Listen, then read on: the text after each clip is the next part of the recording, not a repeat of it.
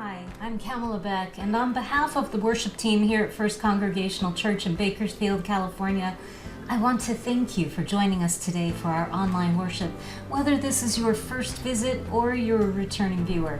Now, as we say here at First Congregational Church, no matter who you are or where you are on life's journey, you are welcome here. But some people might want to know what that means. Well, we believe that Christ taught us to love one another by welcoming and caring for each other through our worship, missions, and outreach to our community and to the planet. We believe that prayer that motivates action is essential to creating positive changes that uplift and honor all of God's people and creation. Stewardship is the word used when we refer to someone who takes care of something that is not their own. And this summer at FCC, we will be exploring how we are tasked by God to be good stewards to the people and the planet that God created through exploration in traditional worship and in a type of summer Bible study that is designed for all ages called Good Stewards. Now, what this means is that we will not be broadcasting a live service every Sunday, but instead alternating weeks between traditional worship and our summer Bible study. If you are able, we welcome you to join us in person at FCC at 10 a.m. on the days we will not be doing the live stream, so you can participate with us in this exciting intergenerational Bible study where we're going to fuse fellowship, friendship, discussion, and activity so that all ages can learn more about becoming good stewards together. The summer schedule is posted below this video, so you can check in on when we'll be broadcasting our service online and when we'll be meeting in Plymouth Hall for our in-person activity days. If you can't join us, don't worry. We will still be creating content on Sunday mornings that will help you to worship from home by sharing recordings from our archive that will provide you with valuable sermons, songs, and prayer to meditate on and keep you connected. I look forward to worshiping with you this summer, either in line or on person. And I encourage you to contact us here at First Congregational Church to let us know how we're doing with our online services, or what you're finding valuable, and what ideas you might have that will enhance your online experience. The Holy Spirit works through all of us to help us discover our God-given talents and gifts that can help us take care of one another and our world. We hope that we're using our talents to employ the internet to good use, to welcome you to our diverse and open community. And now, let's worship.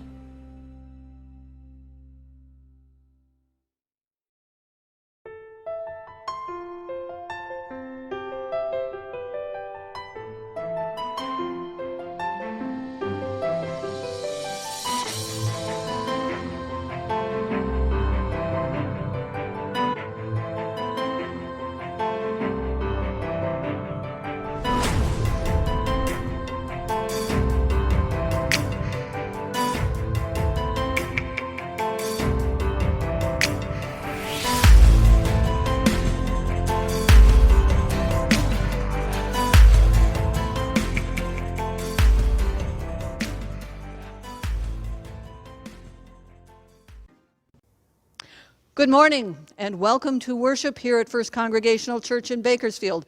I'm Pastor Elizabeth. As we always say here, no matter who you are or where you are on life's journey, you are welcome here. And indeed, no matter where you are while watching this video, you are still welcome here. Today we're going to look at what the first letter of Peter, a section of it that tells us how we're called to live in community, both the church community and the broader community around us. Welcome again to worship.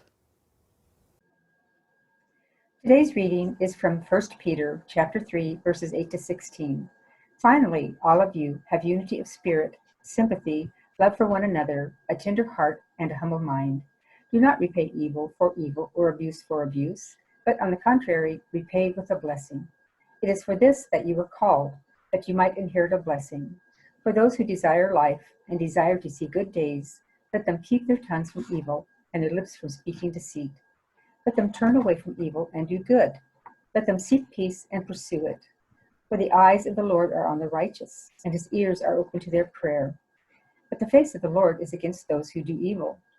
Now who will harm you if you are eager to do what is good? But even if you do suffer for doing what is right, you are blessed. Do not fear what they fear, and do not be intimidated.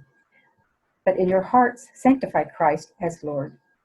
Always be ready to make your defense to anyone who demands from you an accounting for the hope that is in you, yet do it with gentleness and reverence.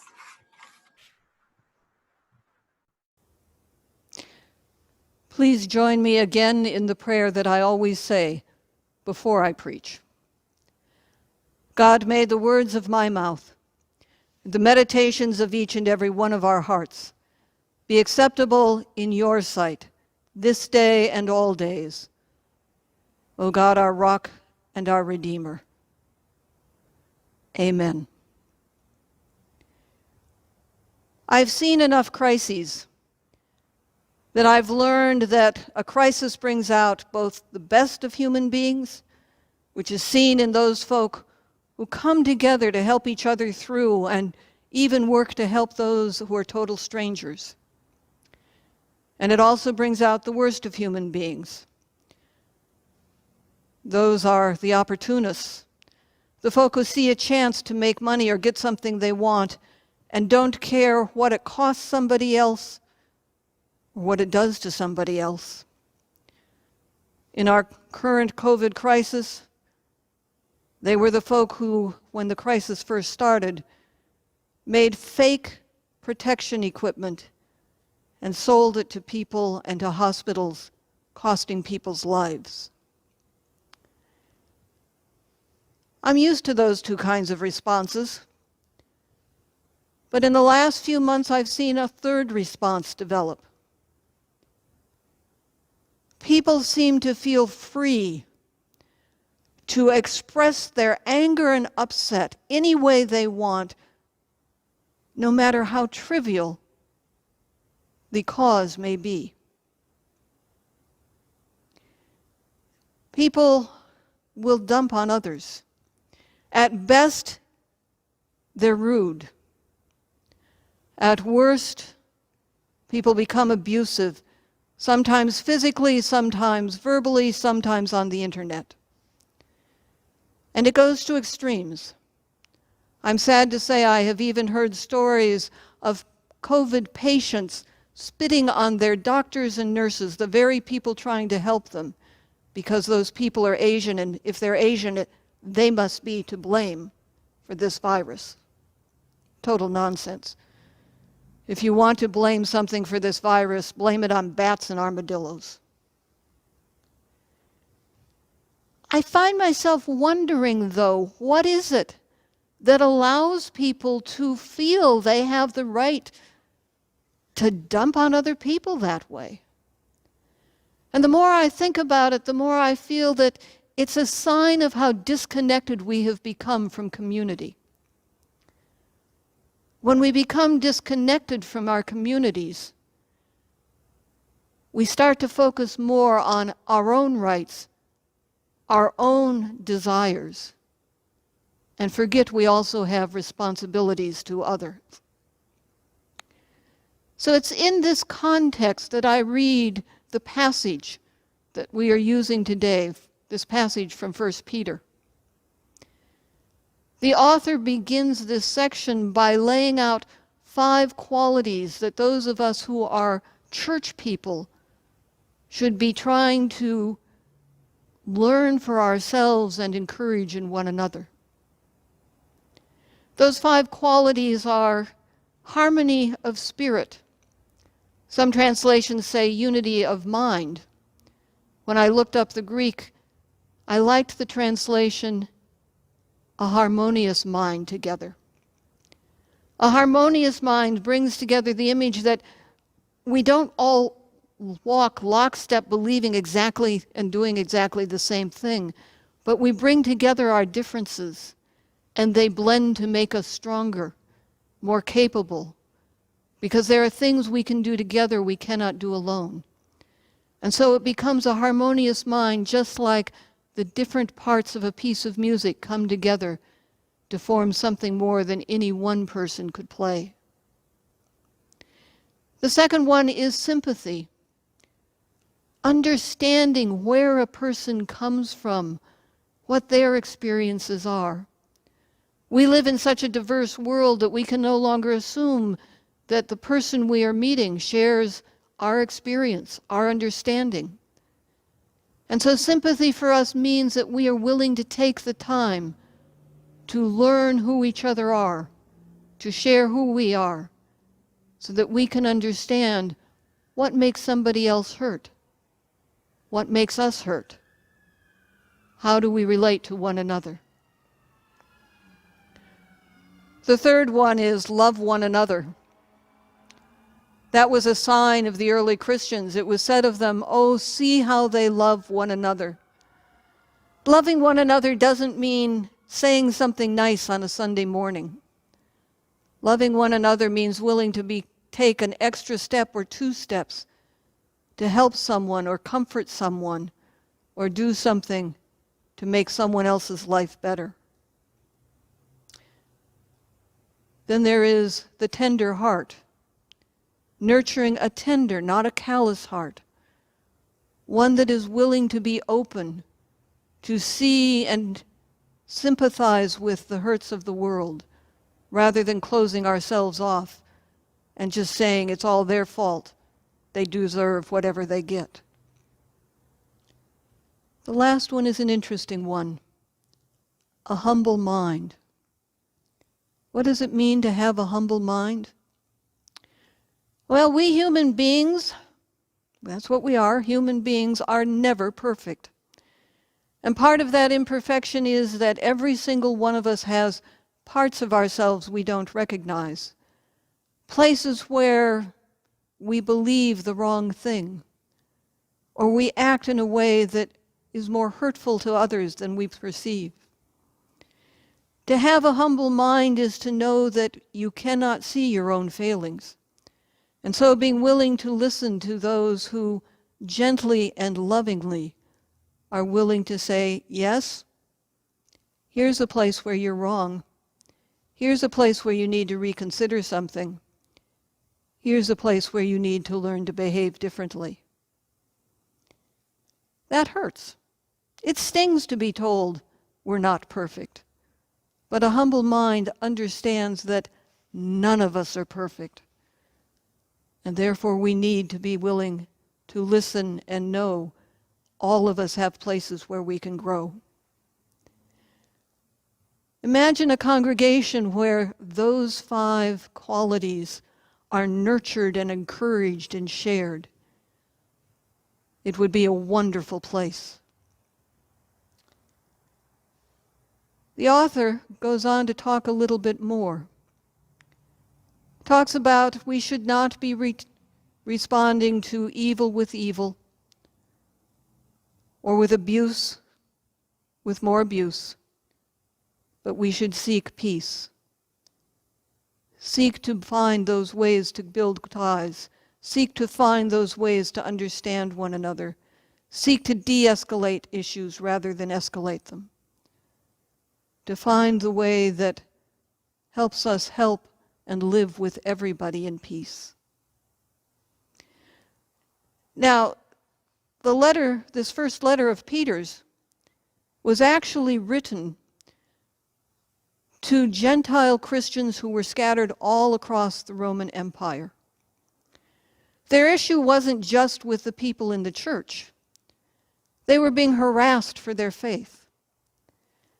And so the author moves from talking about how we live in community within the church to how we should respond to the broader community around us. Who was harassing those early Christians? I don't know for sure. I can make some guesses. If you read the book of Acts, the first major decision the Christians had to make was, do you have to become a good Jew to become a good Christian? And it was a painful decision and one made with much debate. So it's perfectly possible that these early Gentile Christians were being harassed by their Jewish brothers and sisters, their Jewish Christian brothers and sisters, for not first becoming a Jew as well, for not converting. But it's equally possible that they were being harassed by their Roman neighbors for not worshiping the Roman gods and not playing the correct role in Roman society. Or maybe they were harassed by both. Whichever it was, whatever it was wearing on them at times. And so the author of 1 Peter talks to them about how to live in the midst of such troubles, in the midst of such harassment and abuse. One of the things he tells them that is important to us also, as we live in such a divided time where even the church is divided in many ways. What we need to do and they needed to do is to be prepared to share with those who might come against them, to share with them the source of their hope, and to share it in ways that were gentle and reverent of the person who they were speaking of, understanding that that person also is one of God's creation and should be respected as such, even if what they are saying to you is something you don't agree with and don't even like. But we should respond gently, reverently, and tell of our hope. And in that we begin to build ties again. And we begin to build those bridges. And we behave in a way that is far more likely to transform a community, transform a world, than responding by yelling and screaming back.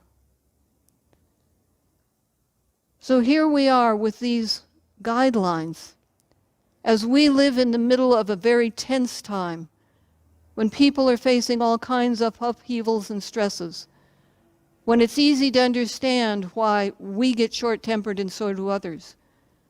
But it's important to remember that to be part of a community is to understand that how each of us as an individual does depends on how the community as a whole does. And so it is our responsibility as Christians to nurture those qualities I mentioned earlier and to express them in the world around us and treat people with harmony, with sympathy, with love, with tenderness, being humble ourselves, knowing we're not perfect. Because when we do that, that is when people are most likely to listen, to hear, and to find the opportunity to have their own lives transformed. Amen.